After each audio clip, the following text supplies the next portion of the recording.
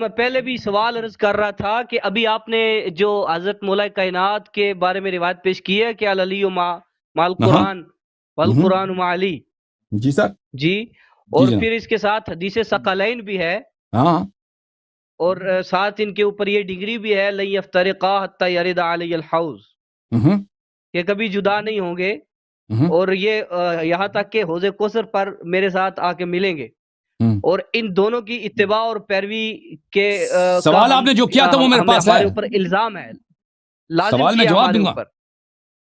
سوال دے دوں گا نا، یہ سوال جی، اس سوال کا کہ انہوں نے جواب کیوں دے نہیں دیں دکھایا، وہ میرے پاس کہ ہے، میں کیا جواب دوں گا، ہاں وہ سوال ہے میرے پاس، وہ جواب کہ دوں گا۔ کیا نبی علیہ الصلوۃ والسلام نے ناقص قرآن کی پیروی کا ہمیں حکم دیا ہے؟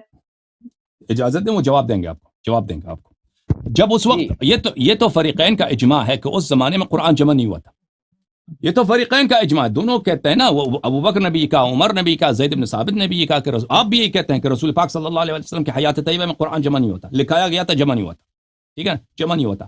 تو رسول پاک صلی اللہ علیہ وسلم جب کہہ رہے ہیں کہ یہ قرآن سے کبھی الگ نہیں ہوں گے اور میں تمہارے درمیان قرآن اور عترت کو چھوڑ کے جا رہا ہوں ان کی اتباع کرنا، تو واضح بات ہے، فرما رہے ہیں کہ قرآن بھی لینا، انہی سے لے لو، کیونکہ یہی ہیں جو قرآن سے، اور یہ کس سے کہہ رہے ہیں؟ صحابہ سے کہہ رہے ہیں، انہی صحابہ سے کہہ رہے ہیں جو کہتے ہیں، جو کہ آپ کہہ رہے ہیں کہ ان کو قرآن سکھایا تھا، انہی سے کہہ رہے ہیں کہ ان سے قرآن ان کے پاس ہے، قرآن اہل بیت علیہ السلام سے کبھی جدا نہیں ہوں گے۔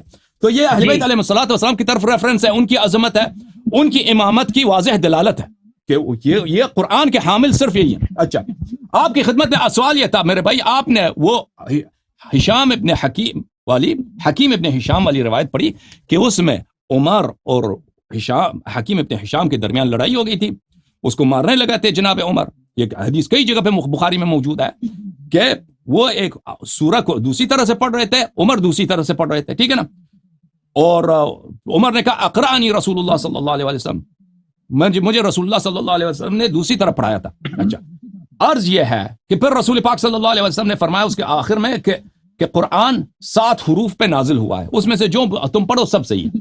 اب مجھے آپ بتائیں کہ ابھی ہمارے پاس کتنے حروف ہیں قرآن کے؟ ابھی قرآن ایک حرف کے اوپر ہے، سبحان، یاد رکھو قرآن ایک حرف ہے، باقی 6 حرف کہاں ہیں؟ باقی 6 حرف کہاں ہیں؟ وہ بھی اللہ کی جانب سے آتے ہیں نا، اللہ کی جانب سے آتے ہیں۔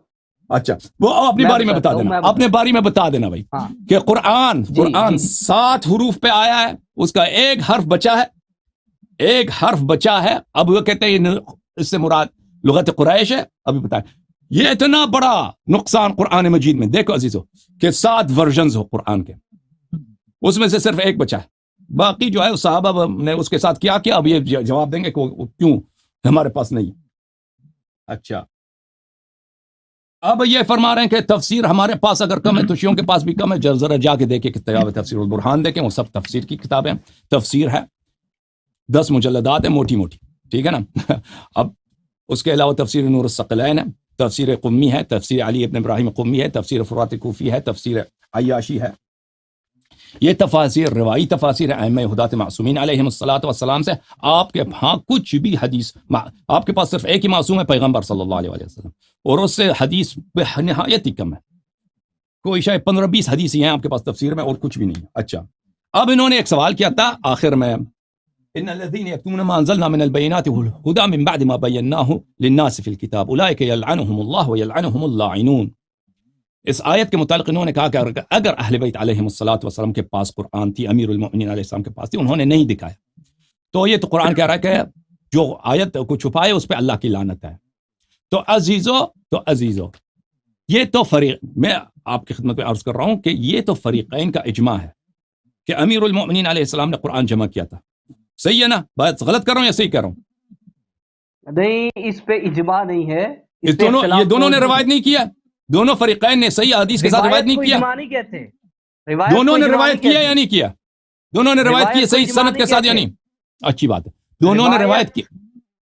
آپ اس کو تضعیف کرتے ہیں، ڈنڈی نہ ماریں، روایت اور ہوتا ہے، اجماع اور ہوتا ہے، ٹھیک ہے، پھر روایت کے اندر شذوذ بھی آتے ہیں، مفردات بھی ہوتے ہیں، روایت کے اندر یہ دونوں روایتیں صحیح سند کے ساتھ منقول ہیں، اگر نہیں ہے تو میں آپ کو صحت ثابت کروں، صحیح سند کے ساتھ موجود ہے کہ امیر المومنین علیہ السلام نے، دعویٰ نہ کریں، اجازت ہے اجماع میں ثابت کر دوں، اجماع کا دعویٰ نہ کریں، اوکے اجماع اس کو ٹھیک ہے، سمجھ گیا، ابھی میں جواب دوں گا اس کا جی جواب بولیں، آگے بات کریں آپ. ابھی آپ یہ مان گئے ہیں کہ صحیح سند کے ساتھ دونوں فرقوں نے روایت کی ہے کہ امیر المؤمنین علی بن ابی طالب علیہ السلام کہ صحیح سند کے ساتھ صحیح سند. اچھا میں ثابت کرتا ہوں. اجماع کا میں انکار کر رہا ہوں، اجماع نہیں ہے. ٹھیک ہے آگے صحیح. آپ بولیں، آپ بولیں، اپنی بات کریں. میں ابھی آپ کو دکھا دیتا ہوں بھائی کہ امیر المؤمنین علیہ الصلوۃ والسلام نے قرآن جمع کیا تھا.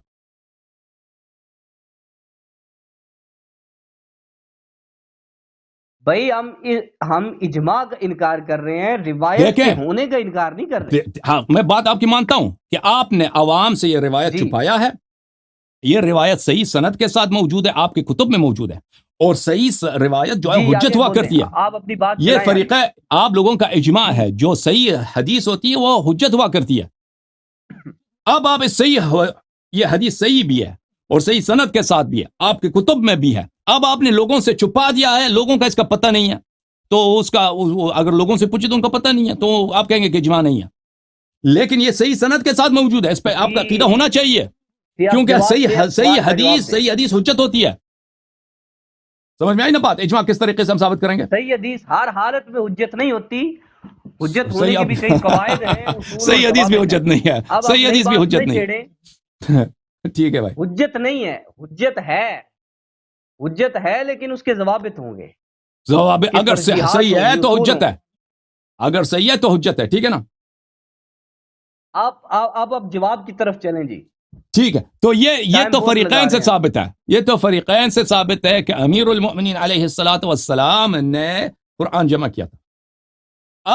اب اس قرآن کے ہوتے ہوئے ابو بکر نے کیوں دوسرا قرآن اس کو پڑھی کہ ہم دوسرا قرآن جمع کریں؟ ٹھیک ہے نا؟ رسول پاک صلی اللہ علیہ وسلم نے بھی ان کو وارث بنا دیا کہ یہ قرآن کبھی ان سے الگ نہیں ہوں گے، یہ قرآن سے کبھی الگ نہیں ہوں گے. اگر ایسی شخصیت اور وہ مطہر بھی ہیں، قرآن نے بھی فرمایا لا یمسہ الا المطہرون ثم اورثنا الکتاب الذین اصطفینا من عبادنا. ہم نے صرف مصطفیٰ کو، ہر ایک کو نہیں، پوری امت پوری صحابہ نہیں، صرف مصطفیٰ کو، صرف جو مصطفیٰ ہیں ان کو قرآن کا وارث بنا دیا. ٹھیک ہے نا؟ اور پورے امت کا اجماع ہے کہ اس امت میں صرف اور صرف برگزیدہ جو ہیں صرف اہل بیت طاہرین علیہ السلام ہیں. صحابہ برگزیدہ نہیں ہیں، صحابہ برگزیدہ نہیں ہیں. صحابہ میں ایسے لوگ ہیں جن کے کردار بہت، صحابہ ایسے ہیں کہ جن کو عمر نے خود ان پہ، عثمان کے زمانے میں ان پہ شراب کا حد جاری کیا نا. وہ بہت سارے صحابہ ہیں، صحابہ نے ایک دوسرے کے خلاف شہادت دیا کہ فلاں نے زنا کیا، اس پہ حد جاری ہو، پھر اس پہ قذف کا حد جاری ہو گیا. میں یہ بات، آپ وہ کتمان حق والی آیت کا جواب دیں. کتمان حق والی جواب دے دیتے ہیں. تو بات یہ ہے کہ جب وہ لے کے آئے تھے تو یہ خلیفے کی بات ہے کہ اس کو رد نہ کرتے نا. خلیفہ نے جب اس کو رد کیا کہ ہم اس کو نہیں مانتے، خلیفہ نے کتمان کیا. جب ایک شخص جمع کر چکا ہے، جو وارث قرآن ہے، جو قرآن ناطق ہے، جو کبھی قرآن سے الگ ہونے والا نہیں ہے، جو اس کے یا تو دلیل بتا دیتے کہ کیوں نہیں مانتے اس کو، کہ وہ جا کے زید بن ثابت جو خود کہتا ہے میں صورتیں بنانے والا شخص ہے، صورتوں کا کریٹر ہے، اس کو کہہ دیتا ہے کہ تو جمع کر، اور جو جمع کر چکا ہے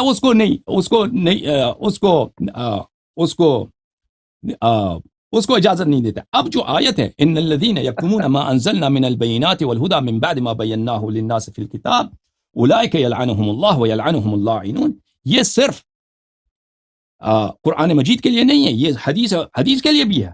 جو وہ بات اللہ تعالیٰ کی جانب سے حجت کے طور پہ نازل ہے، اس کو کوئی چھپائے، یعنی حق بات کو چھپائے، وہ اس کو اللہ لعنت کرتا ہے، مگر یہ کہ اس بات میں کوئی مصلحت ہو، مگر اس بات میں کوئی اصل اس آیت کا نزول یہود و نصارہ کے لیے ہے. یہود و نصارہ کے علماء آیات کو چھپاتے تھے، تورات و انجیل کے آیات کو چھپاتے تھے جس میں خوشخبری تھی. رسول اللہ صلی اللہ علیہ وسلم اور 14 معصومین علیہم الصلاۃ والسلام کے فضائل اور شمائل ان آیات میں ان کے خصائص موجود تھے، ان کو چھپاتے تھے عوام سے تاکہ کوئی لوگ نبی صلی اللہ علیہ وسلم اور ان کے اوصیاء پہ ایمان نہ لائیں. اصل اس کا محل نزول یہ ہے، محل شان نزول یہ ہے. لیکن آیت عام ہے، جو بھی حق بات کو چھپائے مگر یہ کہ اس میں بہت ہی بڑی مفسدہ ہو تو اس کو اللہ لعنت کر دیتا ہے.